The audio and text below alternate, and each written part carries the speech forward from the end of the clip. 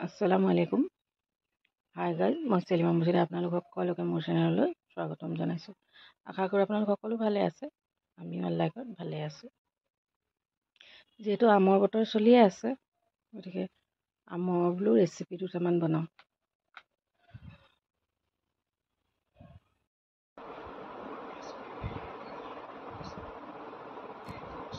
আমৰ বাকলিখিনি মই এতিয়া গুচাই ল'ম। গুচাই পেলাই পিহি ল'ম।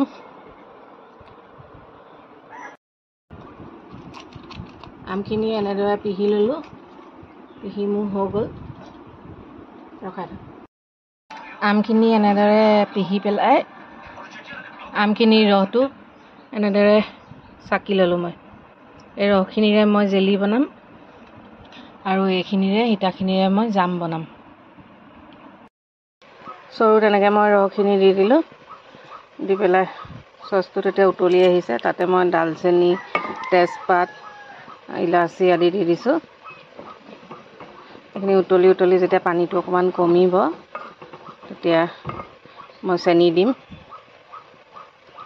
তাৰপিছতে জামৰ কাৰণে এইখিনি মই চৰুত হেৰি কৰি আছোঁ। আৰু পানীটো ওলাই যেতিয়া শুকাব, তেতিয়া মই চেনি, ইলাচি, ডালচেনি দিম। দুইখিনিয়ে পাতি দিছোঁ। ইয়াত মই চেনি দিলোঁ। এতিয়া পানীটো কমি আহিলে এইখিনি আৰু চেনিখিনি গলাৰ পিছত, পাগ উঠাৰ পিছত এইখিনি জেলি হ'ব। বহুত ধুনীয়া হয় আমৰ জেলি, জাম খাবলৈ।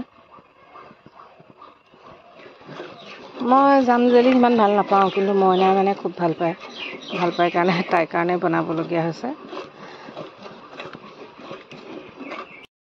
আমৰ জেলিখিনি ইতিমধ্যে হৈ গৈছে। বহুত ধুনীয়া হৈছে মানে বস্তুটো। এনেকুৱা তাওৰালৰ পৰা যেতিয়া এনেকৈ টোপ টোপকৈ পৰি যায়, জেলিখিনি হৈ যায়। এতিয়া জামখিনিত লাগোঁ। জামখিনিও ইতিমধ্যে মোৰ হৈ গৈছে। ৰুটিৰ লগতেই হওক বা ব্ৰেডৰ লগতেই হওক, খাই ভাল লাগে। সাধাৰণতে ঘৰত বনোৱা জামকণৰ বা জেলিকণৰ সোৱাদটোৱেই বেলেগ হয়। বজাৰতো আপোনাৰ কেমিকেলটো দিয়াই থাকে, আৰু কিবা এটাতো দিবই নহ'লেতো হেৰি নহয়। ঘৰটোত আৰু একো নাথাকে, ভেজাল নাই ঘৰটোত। একচুৱেলি মই জাম জেলি একোৱেই ভাল নাপাওঁ, কিন্তু মইনাই ভাল পায়। মইনাই ভাল পায় কাৰণেই বনোৱা হয়। মইনাই খুব ভাল পায়। মই সেইকাৰণে বতৰৰ মানে আমৰেই হওক, আনাৰসৰেই হওক বা মধুৰিৰেই হওক, জেলি মইনালৈ বনাওঁ আৰু। জামখিনি এতিয়া এনেকুৱা হৈছে, হৈ গ'ল আৰু এইখিনি। আপোনালোকে এনেকৈ বনায়নে? জনাবচোন।